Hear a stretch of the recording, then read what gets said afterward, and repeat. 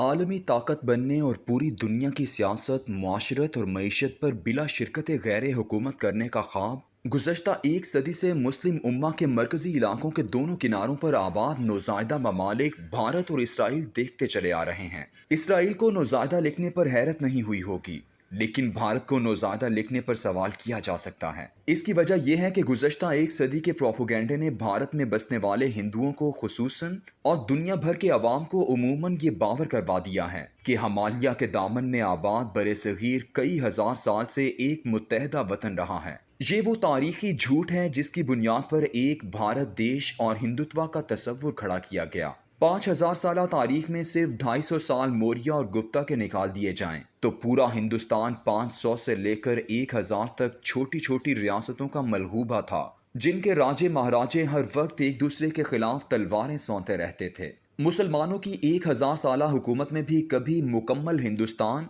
मौजूदा शक्ल वाला एक मुल्क या सल्तनत की हैसियत से नहीं रहा।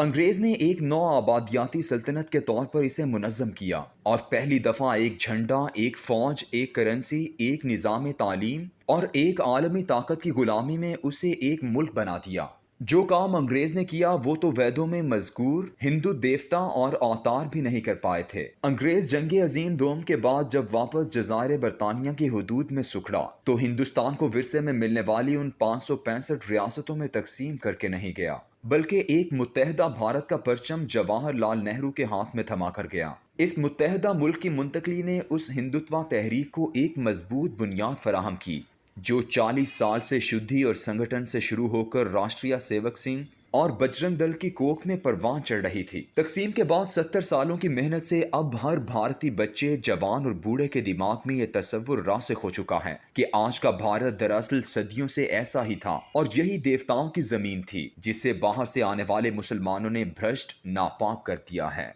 मशरिक की समत भारतीय हिंदुओं को एक कौमी रियासत की सूरत मुस्तहकम किया गया और मगरिब की समत यहूदियों को पूरी दुनिया से लाकर आबाद करके इसराइल की एक कौमी रियासत बना दी गई।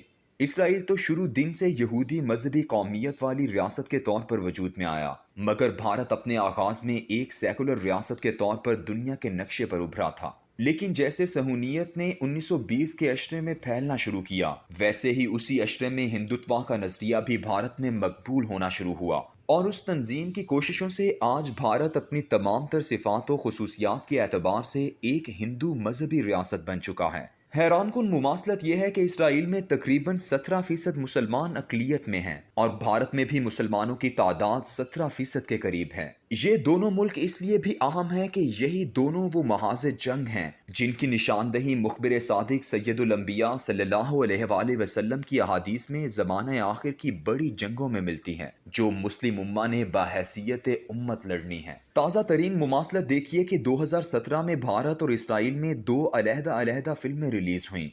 इन फिल्मों में दोनों मुल्कों के अवाम के सामने एक ऐसे अजीम हीरो का तस्वुर पेश किया गया जो उन्हें माजी की अजमतों से हमकिनार कर देगा और मईशत, मुआशरत और सियासत के मैदानों में उनका आलमी इक़्तिदार कायम करेगा। इसराइल में रिलीज होने वाली फिल्म का नाम अ न्यू स्पिरिट था, जबकि भारत की फिल्म का नाम विश्व गुरु था। यहूदियों के हाथों अजमत रफ्ता की बहाली और हजरत दाऊद अलैहिस्सलाम और हजरत सुलेमान अलैहिस्सलाम वाली आलमी हुकूमत की पेशगोइयों का तसलसल पहले से मौजूद था और उनके आने वाले मसीहा का तस्करा भी लातादाद फिल्मों में किसी न किसी हवाले से मिल जाता था। मगर इस ताज़ा और मौजू पर मुकम्मल फिल्म ने वहाँ एक जश्न का समा पैदा कर दिया। तल अबीब और यरूशलेम के बाजार उसके पोस्टरों और बिल बोर्डों से आरास्ता हो गए और टेलीविजन की खबरों में 13 मिनट लंबा तबसरा उस पर नशर किया गया। इस फिल्म ने गुज़श्ता 4 सालों से इसराइली मुआशरे में एक ऐसी बहस को जन्म दिया है जिससे अंदाजा होता है कि अब ऐसी कई फिल्में, किताबें और डॉक्यूमेंट्रीज वजूद में आएंगी जो आने वाले मसीहा के लिए पूरी यहूदी कौम को तैयार करेंगी। विश्व गुरु यूं तो मलयालम जबान में बनने वाली फिल्म थी, लेकिन उसके तस्वुर ने पूरे भारत को यकदम अपनी लपेट में ले लिया। यहाँ तक कि नरेंद्र मोदी ने ऐलान किया कि हम भारत को विश्व गुरु भारत बनाएंगे। विश्व गुरु का मतलब है पूरी दुनिया का उस्ताद। भारत की आलमी सियासत और मईशत पर बालादस्ती का तस्वुर स्वामी विवेकानंद ने 1880 के आसपास पेश किया था। उसी ने वेदांत और योगा के फलसफों को मगरबी दुनिया में आम करके हिंदू मजहब को आलमी मजाहिब के सफ में ला खड़ा किया, वरना उससे पहले हिंदू मजहब की अहमियत एक तहजीबी रिवायत जैसी थी ہندو نشات ثانیہ کے اسی تصور کو رابندر ناتھ ٹیگور نے بھی اپنے لیکچروں میں مشرق کی واپسی جیسے عنوانوں میں سمویا، جبکہ سول سروس کا ایک سابقہ آفیسر سری اروبندو جب نوکری چھوڑ کر ہندو روحانیت کی طرف مائل ہوا تو اس نے بھی بھارت کے روحانی اور معاشرتی ورثے کو پوری دنیا پر غالب کرنے کا تصور دیا۔ وشو گرو فلم بھی دراصل 1855 میں پیدا ہونے والے سری نارائن گرو کی زندگی اور تصورات کے گرد گھومتی ہے۔ پہلے والے تینوں فلسفی، سوامی اور روحانی شخصیات یعنی ویویکانند، ٹیگور اور ویندو بنگال سے تعلق رکھتے تھے، جبکہ سری نارائن گرو ہندوستان کے جنوب مغربی کونے میں واقع ریاست تراونکور سے تھا۔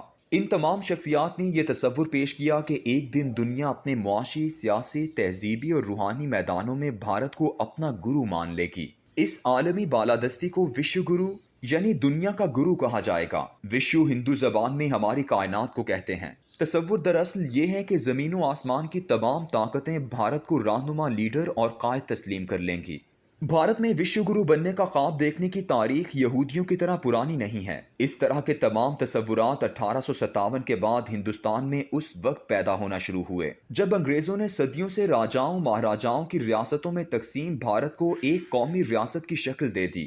جب ایک منظم وطن کی صورت ملک نظر آیا تو 1920 کے آس پاس ہی سوامی دیانند سرسوتی کی شدھی، مدن موہن مالویہ کی سنگٹن، ساوریکر اور گولوارکر کی راشٹریہ سیوک سنگھ نے اس ملک پر برطانوی یونین چیک کی جگہ سیکولر ترنگے کی بجائے ہندو زرد پرچم لہرانے اور انگریزی قانون کی جگہ منو سمرتی نافذ کرنے کی باتیں شروع کر دیں، اور اس کے ساتھ ہی بھارت کو عالمی قیادت بننے کے خواب بھی دکھائے جانے لگے۔ ایک طرف متشدد، متعصب اور اسلحے سے لیس RSS شروع ہوئی، اور دوسری طرف ٹیگور کے پرامن چہرے کے ساتھ بھارت دنیا بھر کا استاد گرو بننے کے لیے جو ادارے بنائے وہ سری اور ویندو کی گرو کلا کے تصور جیسے تھے، جن کا مقصد یہ تھا کہ اگر دنیا کے تمام علوم پر بھارت کی ہندو دانش اور روحانیت کو غالب کر دو گے تو خود بخود پوری دنیا پر بھارت کا سیاسی اور معاشی اقتدار قائم ہو جائے گا۔ مراکش سے لے کر پاکستان بلکہ بنگلہ دیش تک یہ دونوں ممالک آج اپنے اپنے آنے والے مسیحاؤں کے پرچم لے کر آگے بڑھ رہے ہیں۔ دونوں بظاہر بات تو علم، روحانیت اور معیشت کی کرتے ہیں، لیکن تیاریاں جنگ کی کر رہے ہیں، یعنی عسکری قوت میں اضافہ کر رہے ہیں۔ کیا خوب محاورہ ہے، بغل میں چھری منہ میں رام رام۔ ان دونوں ملکوں کی یہی عسکری قوت ہی تو ہے جس کا مقابلہ ان دو مسلمان لشکروں سے ہوگا، ایک غزوہ ہند والے اور دوسرے عیسیٰ ابن مریم والے، اور دونوں کو میرے آقا صلی اللہ علیہ وآلہ وسلم نے جنت کی بشارت دی ہے۔